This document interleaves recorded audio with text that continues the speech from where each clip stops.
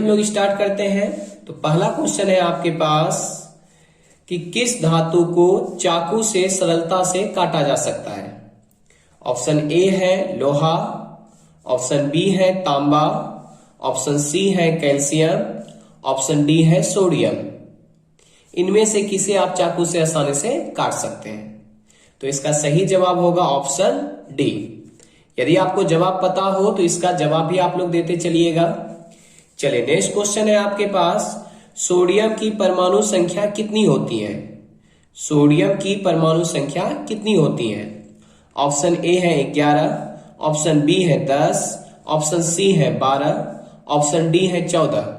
तो इसका सही जवाब हो जाएगा ऑप्शन ए 11। नेक्स्ट क्वेश्चन है आपके पास कि निम्नलिखित में सबसे भारी धातु कौन है? इसका जवाब कमेंट कीजिए।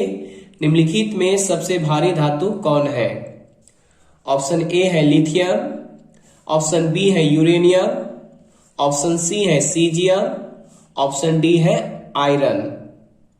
तो ऑप्शन के अनुकूल अगर देखें तो इसका सही जवाब होगा ऑप्शन बी यूरेनियम। ठीक है, लेकिन आप लोग इसे याद रखिएगा, प्रकृति में पाए जाने वाले सबसे भारी धातु जो है वो है ऑस्मियम। क्या याद रखिएगा? ऑस्मियम। ठीक है, सबसे भारी धातु होता है ऑस्मियम। अगर ऑप्शन में ऑस्मियम रहेगा तो आपको जवाब में ऑस्मियम टिक करना है। ठीक, चलिए इसके बाद नेक्स्ट क्वेश्चन है आपके पास, कौन सा धातु, 4 नंबर क्वेश्चन है, कौन सा धातु कमरे के ताप पर द्रव होता है? वो धातु आपको बताना है जो कमरे के ताप पे द्रव अवस्था में पाए जाते हैं। तो ऑप्शन नंबर ए है ब्रोमीन, ऑप्शन बी है पारा, ऑप्शन सी है तांबा, ऑप्शन डी है आयोडीन। तो यहां पे देखिए आप, पारा जो है ये भी द्रव अवस्था में पाई जाती है, लेकिन पारा आपका क्या है? धातु है। पारा क्या है? धातु है। पूछा क्या जा रहा है आपसे? ओ धातु पूछा जा रहा है। तो कौन सा धातु हो जाएगा आपका जो कमरे के ताप पे द्रव अवस्था में पाया जाता है? वो आंसर होगा आपका ब्रोमीन। ठीक है, चलिए 5 नंबर क्वेश्चन आपके पास है। 5 नंबर क्वेश्चन है आपके पास, निम्न में से कौन उपधातु है? इनमें से आपको चुनना है उपधातु कौन है। तो ऑप्शन ए है जिंक, ऑप्शन बी है कैल्शियम, ऑप्शन सी है जर्मेनियम, ऑप्शन डी है कार्बन। इनमें से उपधातु कौन है? आपको जवाब देना है। तो इसका सही जवाब होगा option C germanium. Next question है 6 नंबर आपके पास। क्वेश्चन है, निम्नलिखित में से कौन ओ धातु है? इनमें से आपको चुनना है ओ धातु कौन है। ऑप्शन ए है कार्बन, ऑप्शन बी है सोडियम, ऑप्शन सी है एल्यूमिनियम, ऑप्शन डी है कैल्शियम। यदि आपको सही जवाब पता है तो इसको कमेंट कीजिए, चैटिंग में आप लिखिए इसे।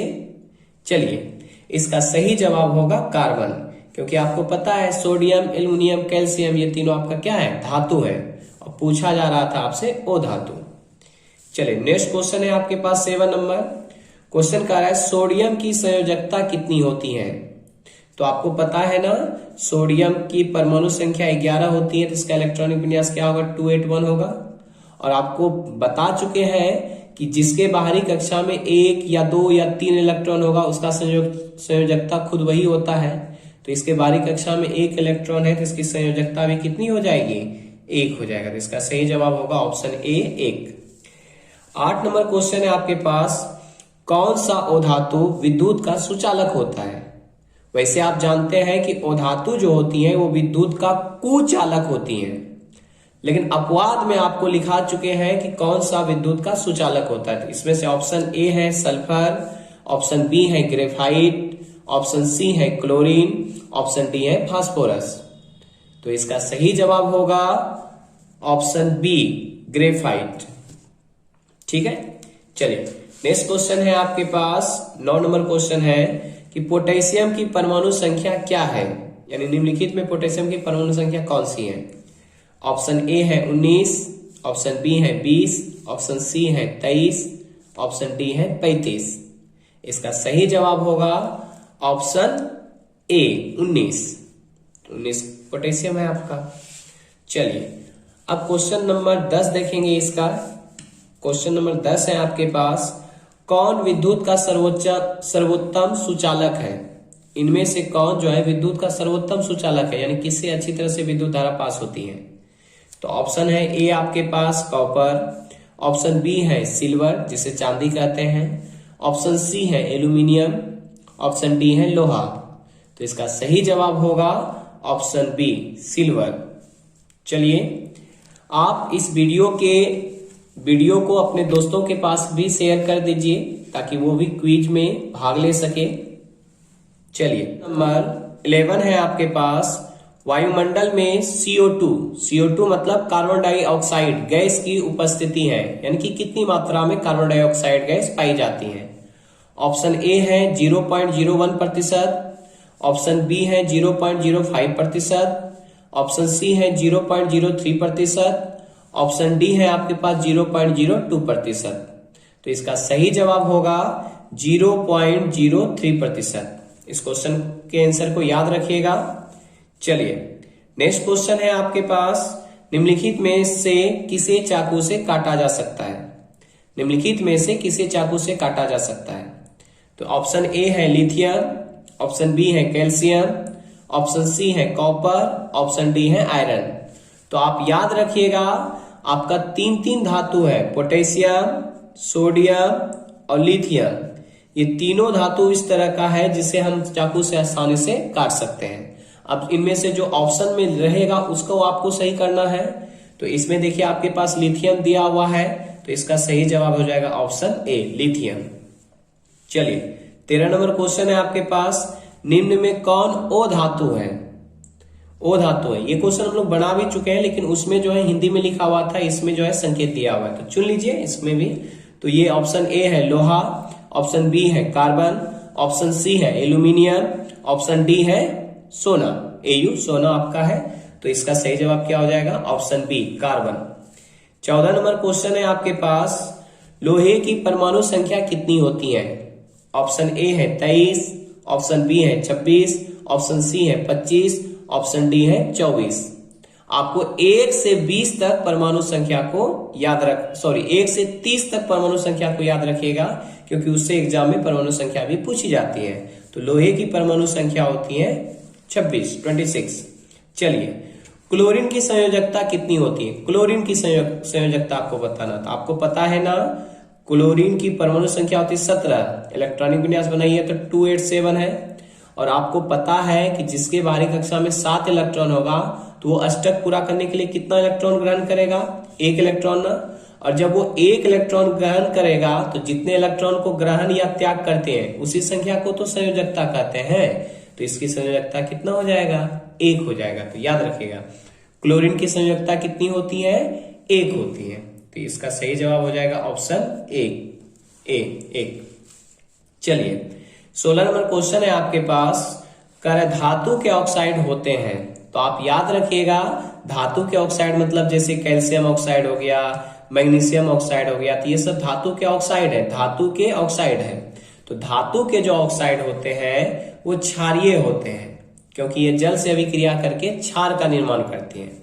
नेक्स्ट क्वेश्चन है आपके पास 17 नंबर क्वेश्चन कर रहा है, अधातु के ऑक्साइड होते हैं? तो धातु के ऑक्साइड जो है क्षारीय हुए, तो अधातु के ऑक्साइड क्या होंगे? अम्लीय होंगे। याद रखिएगा, क्योंकि ये जल से अभिक्रिया करके किसका निर्माण करती है? अम्ल का निर्माण। जैसे अधातु के ऑक्साइड आपको बता दें, जैसे CO2 हो गया, SO2 हो गया, तो आपको पता है सल्फर एक अधातु है और उसका ऑक्साइड, और इसका ऑक्साइड आपको पता है ना कि ये जल से अभिक्रिया करके किस अम्ल का निर्माण करेगा? सल्फ्यूरिक अम्ल का निर्माण करेगा, यानी H2SO4 का निर्माण करेगा। तो याद रखिएगा, अधातु के ऑक्साइड कैसे होते हैं? अम्लीय होते हैं। चलिए, नेक्स्ट क्वेश्चन है आपके पास कि किसी कोष या सेल में इलेक्ट्रॉन की अधिकतम संख्या को किस फॉर्मूला से ज्ञात करते हैं हम लोग? तो इसके लिए आप लोगों ने बेसिक थ्योरी में पढ़ाई किए होंगे, या 9th क्लास में पढ़ाई किए होंगे आप लोग, या चैप्टर 3 में धातु अधातु में, कि 2n² के फॉर्मूला पे हम लोग क्या करते थे कि k कक्षा में कितना इलेक्ट्रॉन रहेगा? k में आपको पता है कितना इलेक्ट्रॉन रहता है? 2। l में कितना रहता है? 8। m में कितना रहता है? 18। n में हाईएस्ट कितना रह सकता है? 32 रह सकता है ना। तो अधिकतम इलेक्ट्रॉन की संख्या को निकालने के लिए हम लोग कौन सा फॉर्मूला लगाते थे? 2n²। तो इसका सही जवाब क्या हो जाएगा? Option B 2n²। चलिए, क्वेश्चन नंबर 19 है आपके पास, क्वेश्चन कह रहा है आपके पास कि निम्न में से किस धातु का गलनांक सबसे कम होता है, यानी कि कौन सी धातु जो है नॉर्मल टेम्परेचर पे भी गल जाता है, यानी गलनांक कम होने का मतलब है वो गल जाता है। तो इनमें से आपको पता है ना कि एल्युमिनियम, कॉपर और लोहा ये सब एकदम हार्ड होता है, और जब हार्ड है तो इसे गलाने के लिए भी अधिक टेम्परेचर चाहिए, यानी इसका गलनांक क्या होगा, अधिक होगा। जबकि सोडियम का गलनांक क्या होता है, कम होता है, यानी कि कम टेम्परेचर पे ही क्या हो जाती है, पिघल जाती है। चलिए 20 नंबर आपके पास क्वेश्चन है, निम्नलिखित में से कौन सा गैस चूने के पानी को दूधिया कर देता है। चूने का पानी का सूत्र होता है CaOH का होल 2, यह है चूने का पानी, ठीक ना। चूना का सूत्र बताए थे ना आपको, CaO होता है।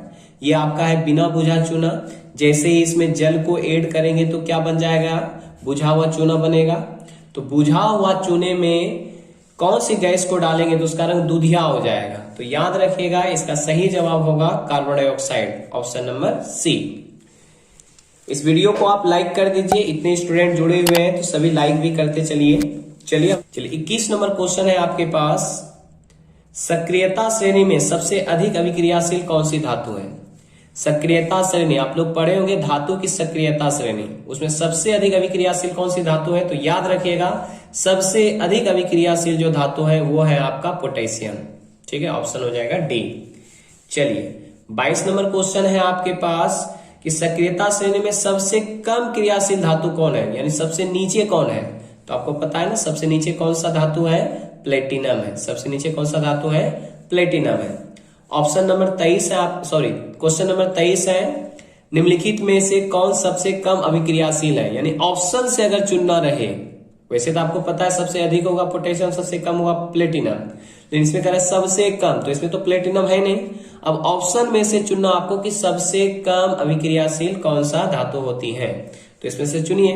तो देखिए यहाँ पे ऑप्शन ए है एल्युमिनियम, ऑप्शन बी है जिंक, ऑप्शन सी है लोहा, ऑप्शन डी आपका क्या है, मैग्नीशियम है। तो इनमें से ऑप्शन में चुनिए आप। तो आपको पता है ना एल्युमिनियम अधिक अभिक्रियाशील है, लोहा भी क्या है, अधिक अभिक्रियाशील है, ठीक है। इसके बाद मैग्नीशियम भी क्या है, अधिक अभिक्रियाशील है। तो इसका सही जवाब क्या हो जाएगा, जिंक। इसका सही जवाब क्या हो जाएगा, जिंक। तभी तो जिंक का लेप लोहे पर चढ़ाया जाता है, जिसको हम लोग जस्तीकरण कहते हैं। तो जिंक का संचारण जो है देर से होता है, यानी जल्दी नहीं होता है, इसलिए जिंक क्या हो जाएगा, कम अभिक्रियाशील होगा। चलिए नेक्स्ट क्वेश्चन है आपके पास, बताइएगा ये अभिक्रिया है आपके पास कि जब जिंक की अभिक्रिया किसके साथ कराएंगे, सल्फ्यूरिक अम्ल। सल्फ्यूरिक अम्ल का सूत्र होता है H2SO4, ठीक है ना, कराई जाती है तो कौन सी गैस मुक्त होती है। तो देखिए यहाँ पे जब अभिक्रिया होगा तो Zn-SO4 के साथ जुड़ जाएगा तो क्या बनाएगा, Zn-SO4 बनाएगा, प्लस कौन सी गैस मुक्त करेगा, H2 गैस मुक्त करेगा, यानी हाइड्रोजन गैस मुक्त करेगा। इस तरह के सवाल में आपको याद रखना है, हो सकता है ये चेंज करके भी दे सकता है। तो आपको याद ये रखना है कि जब किसी धातु की अभिक्रिया, यहाँ पे याद रखिएगा, जब किसी धातु की अभिक्रिया किसी भी अम्ल के साथ कराया जाएगा ना तो कौन सी गैस मुक्त होगा, हाइड्रोजन गैस मुक्त होगा। तो इसका सही जवाब क्या हो जाएगा, ऑप्शन सी, हाइड्रोजन गैस, ठीक है। चलिए नेक्स्ट क्वेश्चन है आपके पास, कौन सी गैस उत्सर्जित होगी जब धातुएं जल के साथ अभिक्रिया करेगी। धातु, तो कोई भी धातु ले लीजिए आप, तो धातु ले लीजिए जिंक, इसकी अभिक्रिया जल के साथ कराएंगे, जल के साथ अभिक्रिया करके ये कौन सी गैस मुक्त करेगा। तो याद रखिएगा जब इसकी अभिक्रिया होगा तो यहाँ पे ZnOH का होल 2 बनेगा, ठीक है ना, प्लस कौन सी गैस मुक्त होगा, हाइड्रोजन गैस मुक्त होता है। इसमें भी कौन सी गैस मुक्त होती है, हाइड्रोजन गैस। तो आपको याद क्या रखना है कि जब भी कोई धातु जल से अभिक्रिया करेगा तो कौन सा गैस मुक्त करेगा, हाइड्रोजन गैस मुक्त करेगा। चलिए 26 नंबर क्वेश्चन है आपके पास कि 26 नंबर क्वेश्चन है, 26 नंबर क्वेश्चन है आपके पास, लोहे के फ्राइंग पैन को, फ्राइंग पैन मतलब जिसमें फ्राई किया जाता है, किसी भी चीज को पकाया जाता है, तो कह रहा है लोहे का अगर बना हुआ वो पैन है तो उसको जंग से बचाने के लिए आप क्या कर सकते हैं, कौन सी विधि सबसे अच्छा रहेगा। आप क्या उसमें ग्रीस लगाइएगा, ग्रीस लगाइए तो ग्रीस जानते हैं ना आपका लिक्विड अवस्था में रहता है, अगर उसे लगाइएगा तो आप जो भी उसमें यूज कीजिएगा वो खराब हो सकती है, पहला चीज। दूसरा, पेंट अगर लगाइएगा तो आप जब उसको चलाइएगा, उसमें कोई भी चीज डाल के चलाइएगा तो पेंट उखड़ने का डर रहता है, या फिर धीरे धीरे क्या हो जाएगा, वो केमिकल उसमें मिल जाएगा। तो इसीलिए इसका सही जवाब आप याद रखिएगा कि जिंक की परत उस पर चढ़ा देंगे। किसकी परत चढ़ाएंगे? जिंक की परत चढ़ाएंगे, क्योंकि आपको पता है जिंक कम अभिक्रियाशील और लोहा क्या है? अधिक अभिक्रियाशील है। तो जिंक का परत चढ़ाने से क्या हो जाएगा? वो सुरक्षित हो जाएगा। ठीक है, 27 नंबर आपके पास क्वेश्चन है और बड़ा ही इंटरेस्टिंग क्वेश्चन है। खाद्य पदार्थ के डब्बों पर जिंक के बजाय टीन का लेप चढ़ाया जाता है। खाद्य पदार्थ का जो भी डब्बा होता है, ठीक ना, खाने पीने वाला सामान जिसमें लाया जाता है, तो जिंक के जगह पर टीन का लेप चढ़ाया जाता है। क्यों? ठीक है, जिंक के जगह पर किसका लेप चढ़ाया जाता है? टीन का लेप चढ़ाया जाता है। तो इसका मेन कारण है, अगर जिंक और टीन में देखें कि कौन अधिक अभिक्रियाशील है, तो वह है आपका जिंक, और कम अभिक्रियाशील कौन है? आपका टीन है। टीन क्या है? कम अभिक्रियाशील, और जिंक क्या है? अधिक अभिक्रियाशील है। जब अधिक अभिक्रियाशील है तो ये जल्दी खराब हो जाएगा, और टीन कम अभिक्रियाशील है तो ये जल्दी खराब नहीं होगा। ठीक ना, तो इसीलिए ध्यान दीजिएगा यहाँ पे इसका ऑप्शन हम लोग चुनते हैं। तो टीन की अपेक्षा जिंक महंगा होता है, इसीलिए हम लोग जो है टीन का लेप चढ़ाते हैं। क्या? टीन की अपेक्षा जिंक महंगा होता है? ऐसा नहीं है, जिंक जो है सस्ता पाया जाता है टीन की तुलना में। टीन की अपेक्षा जो है जिंक का गलनांक अधिक होता है। गलनांक अधिक होता है किसका? जिंक का। तो ऐसा कोई कारण नहीं है, क्योंकि आप तो संक्षारण से बचाना है उसको, इसीलिए लेप चढ़ाते हैं। टीन की अपेक्षा जिंक अधिक अभिक्रियाशील होते थे, ये वाला सही जवाब होगा, क्योंकि अगर जिंक अधिक अभिक्रियाशील है तो जिंक जल्दी खराब हो जाएगा, और टीन कम अभिक्रियाशील है तो ये जल्दी खराब नहीं होगा। इसमें क्या करा? टीन की अपेक्षा जिंक कम अभिक्रियाशील होती है, ये गलत है, ये ऑप्शन ही गलत है आपका। तो इसका सही जवाब क्या हो जाएगा? ऑप्शन सी, क्योंकि टीन जो है कम अभिक्रियाशील है और जिंक क्या है? अधिक अभिक्रियाशील है, इसीलिए हम लोग उस पर किसका लेप चढ़ाते हैं? टीन का लेप चढ़ाते हैं।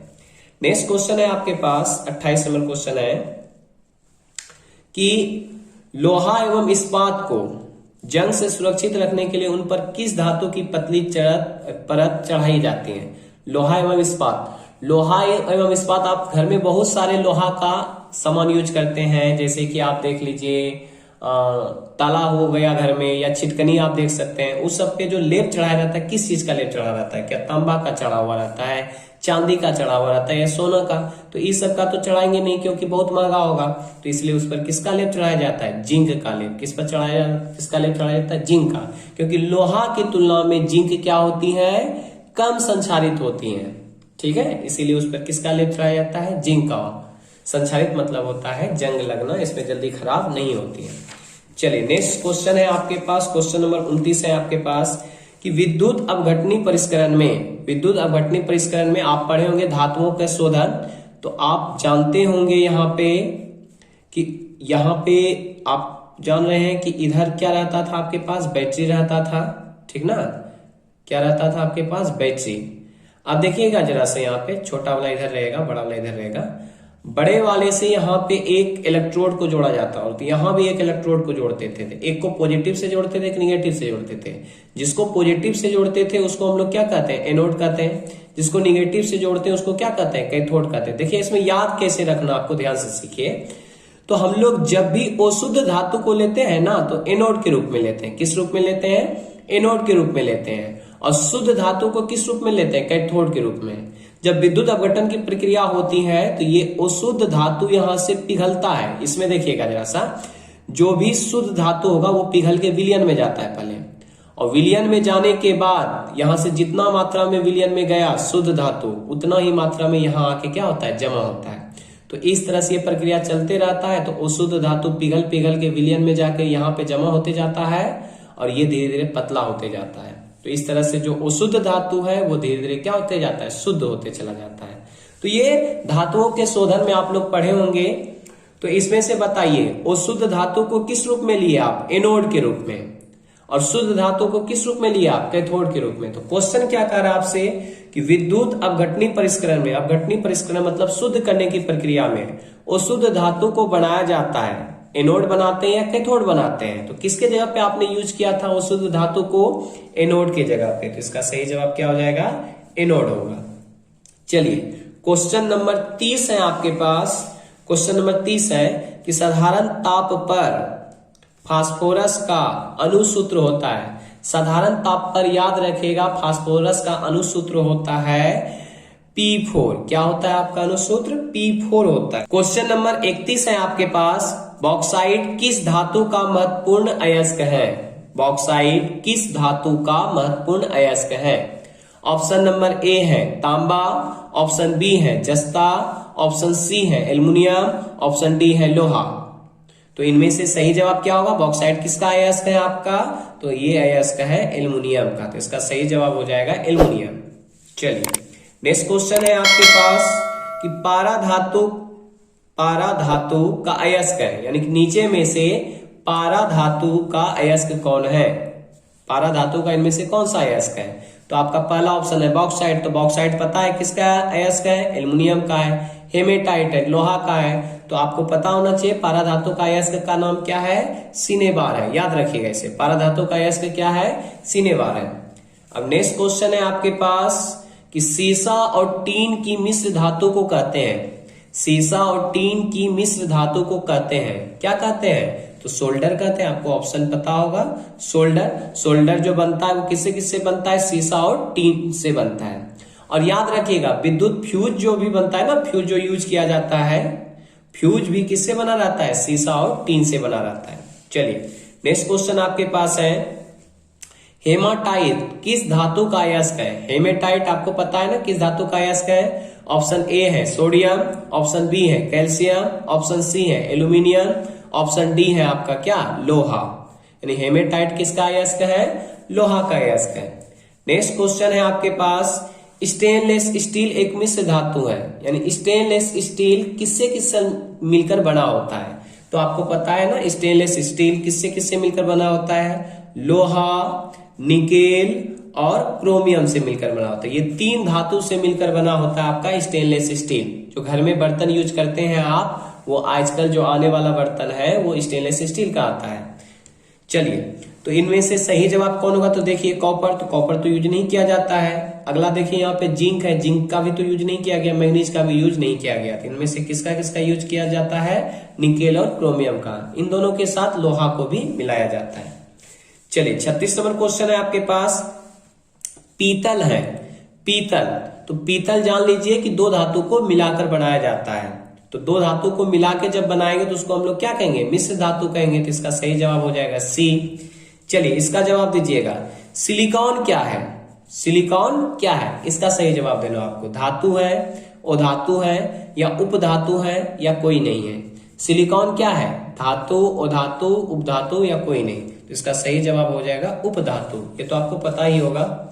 चलिए नेक्स्ट क्वेश्चन है, इलेक्ट्रॉन के स्थानांतरण के फलस्वरूप जो यौगिक बनता है, इलेक्ट्रॉन का आदान प्रदान, तो आपको पता है ना सोडियम का 1 इलेक्ट्रॉन, क्लोरीन का यहाँ पे 7 इलेक्ट्रॉन रहता है, तो ये इलेक्ट्रॉन का त्याग करती हैं। तो जब इलेक्ट्रॉन का त्याग करती है तो Na पे प्लस चार्ज बनेगा, Cl ग्रहण किया तो माइनस चार्ज होगा।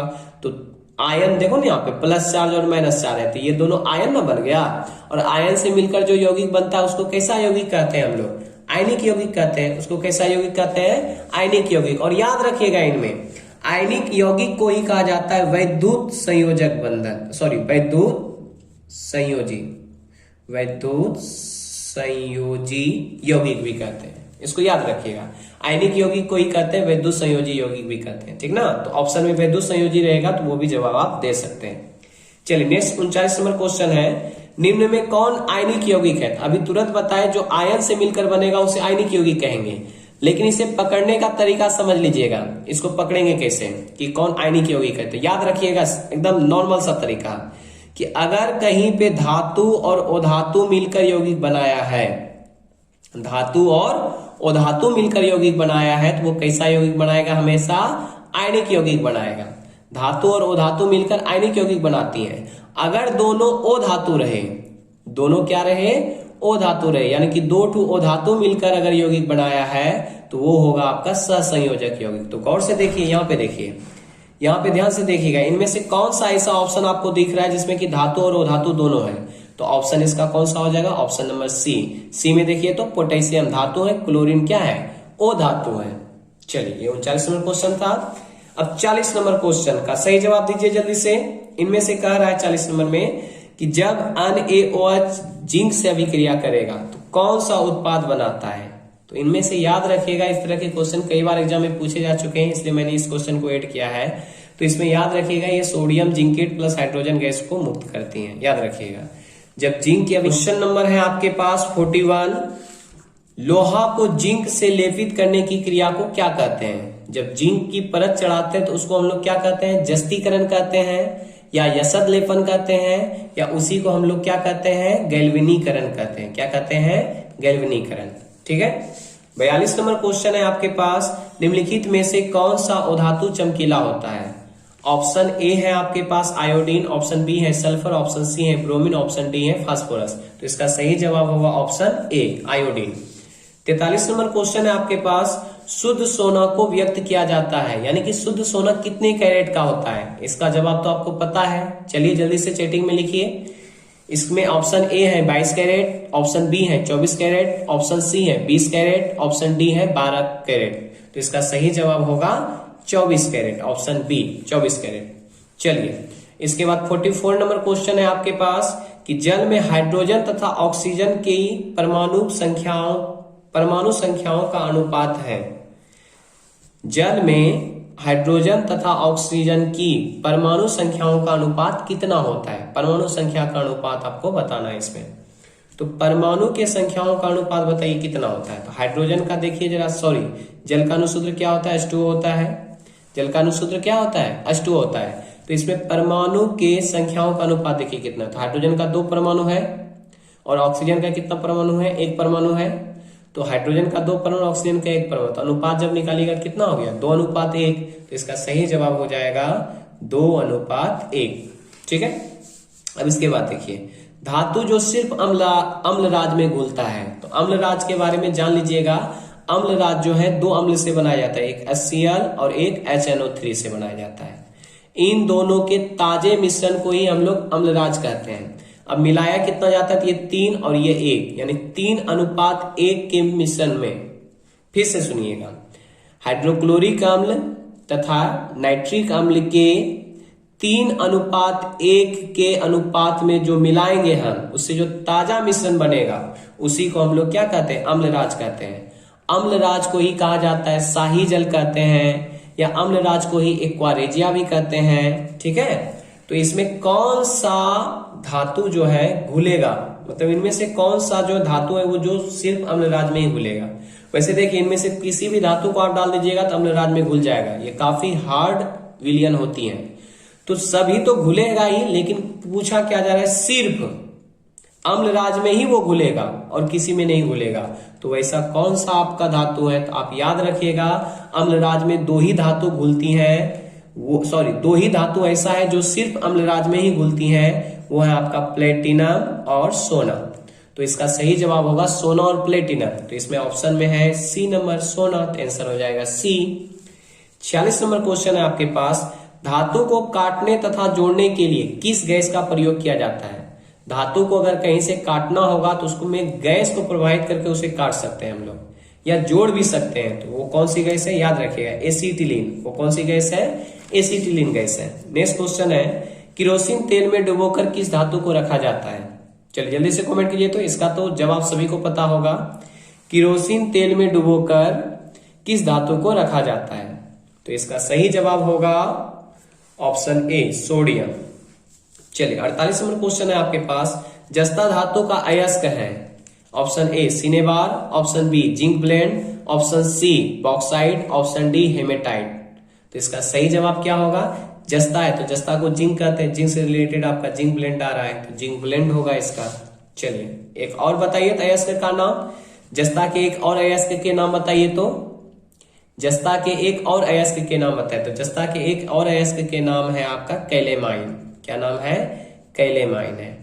ठीक है, याद रखिएगा। चलिए एल्युमिनियम पर ध्यान दीजिएगा, एल्यूमिनियम पर मोटी ऑक्साइड की परत बनाने की प्रक्रिया को क्या कहते हैं? तो एल्युमिनियम जब अपने से अपने ऊपर में मोटी परत बना लेते हैं तो उस प्रक्रिया क्या कहते हैं? जस्तीकरण कहते हैं, एनोडीकरण कहते हैं, क्रोम लेपन कहते हैं, या कोई नहीं?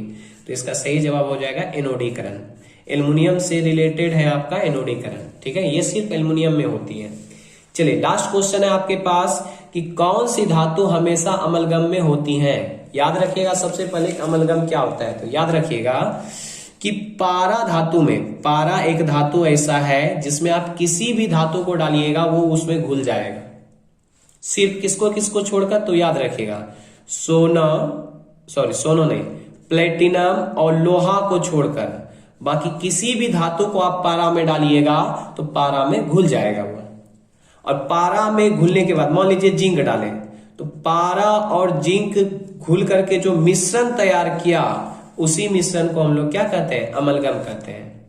लेकिन हमेशा धातु के रूप में क्या रहना चाहिए? पारा रहना चाहिए। पारा में ही दूसरे धातु को घुलाएंगे, तो घुलने के बाद जो बनाएगा ना मिश्रण, उसी को अमलगम कहेंगे। तो बताइए अमलगम में हमेशा कौन सा धातु आपको मिलेगा? पारा मिलेगा। और पारा का संकेत क्या होता है? Hg होता है, जिसका सही जवाब हो जाएगा ऑप्शन सी। ठीक है, यदि आपको वीडियो पसंद आया है तो इस वीडियो को लाइक कीजिए। तब तक के लिए जय हिंद, धन्यवाद।